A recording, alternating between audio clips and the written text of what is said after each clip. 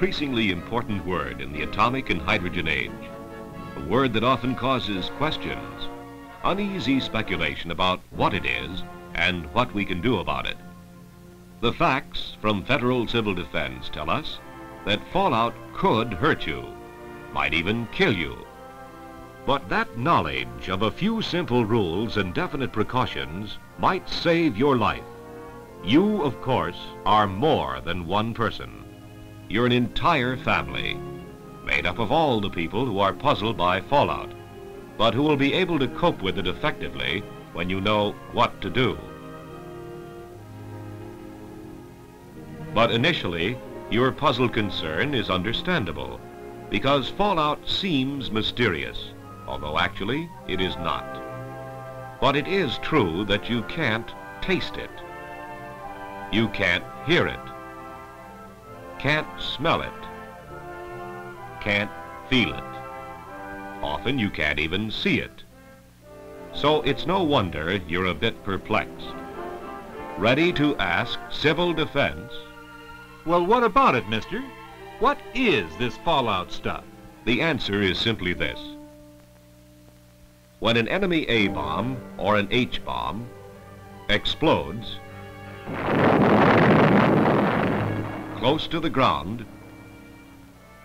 thousands of tons of earth and debris would be sucked upward, sometimes to 80,000 feet or more. They help form the mushroom cloud. Fallout is nothing more than particles of matter in the air made radioactive by nuclear explosions. The larger radioactive particles spill out in the immediate area of the explosion right away. But others, although you may not see them, may be carried by the upper winds for many miles.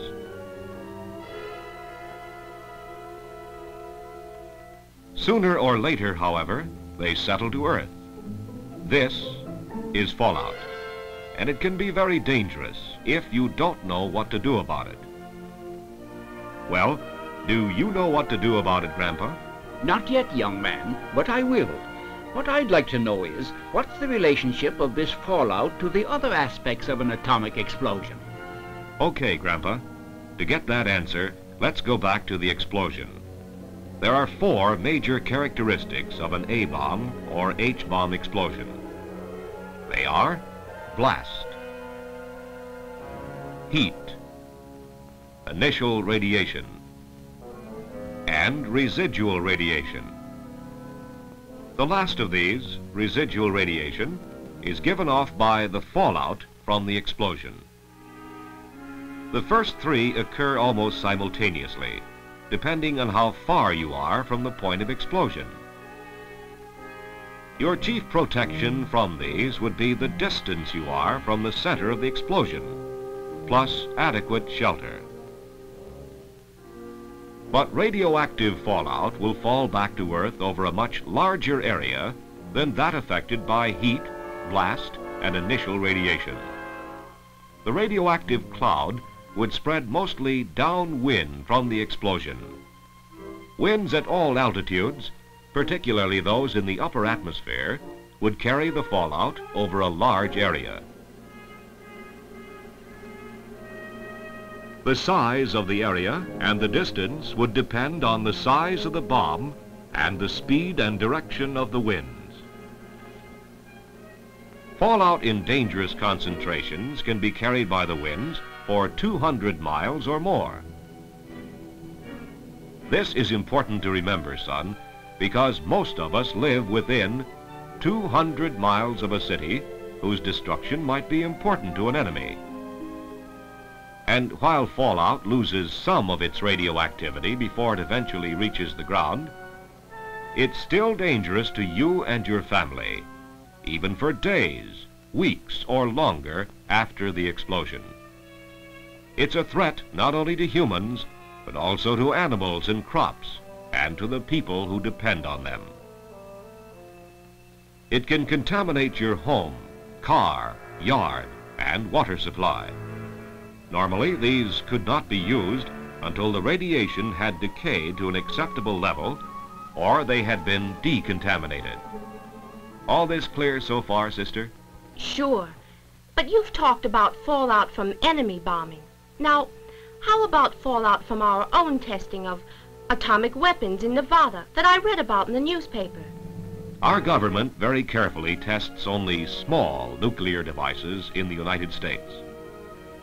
These tests are not conducted unless weather conditions are favorable, and there will be no danger to animals, crops, property, industry, or people. The scientists check weather conditions carefully to assure that the small amounts of fallout carried by the winds travel only over open country, away from people. Well, I'm still worried about people, my family. How do we protect ourselves from fallout from enemy bombing? There is defense against radioactive fallout. Shelter. Almost any kind of cover will afford some protection. Just getting indoors can cut the radiation hazard in half. In an alert, civil defense officials will tell you what to do to protect yourselves.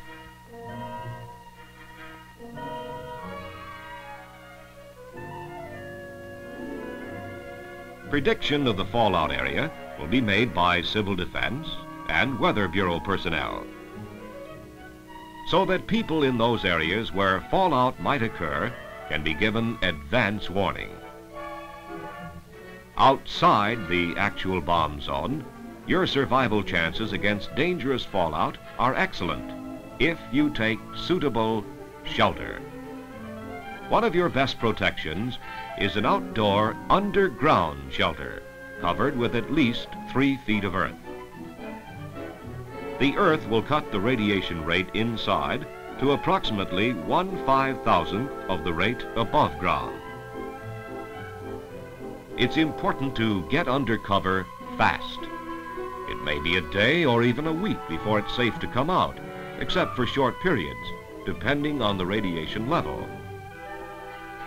Another good bet is a basement shelter, where the radiation level would be 1/10 or even less of that outside. Your shelter would meet the specifications recommended in the FCDA publications. If you don't have a prepared shelter, your basement alone will offer considerable protection. And if your house has no basement, close the windows and stay on the first floor. In an ordinary frame house, the fallout radiation level would be only about 1/2 of what it would be outdoors. In a brick or stone house, it would be even less. But if you're caught in open country, almost any kind of cover will give you some protection against the worst effects of fallout. Get into a barn, a car, under trees, anything, and stay there until you get word to come out. In a pinch, dig a foxhole and make a cover of branches or board. Don't let radioactive dust touch your skin.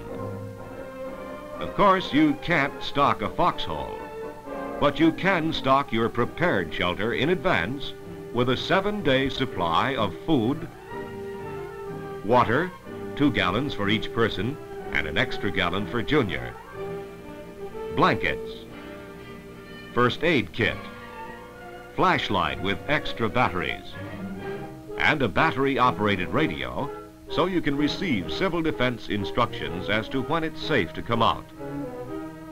Remember, dangerous radioactive fallout is like dust and can be removed like dust. Leave your badly contaminated clothing outside until radiation decays before washing them. Wash with soap and water. Take a shower if possible. Uncovered food or water, which might have been contaminated, should not be used. Wash unopened containers before opening. The food will be safe. Perhaps you can sweep roofs or flush them with a hose, but only after you've been instructed by your civil defense radiological monitor. So these are the facts that should reassure and encourage you. Encourage families all over America. and the facts mostly hinge on effective use of shelters. Learn about shelters and other means by which you can protect yourself and your family from radioactive fallout. Available at your local Civil Defense headquarters. Be ready to assist in defense preparations in your community if your help is needed.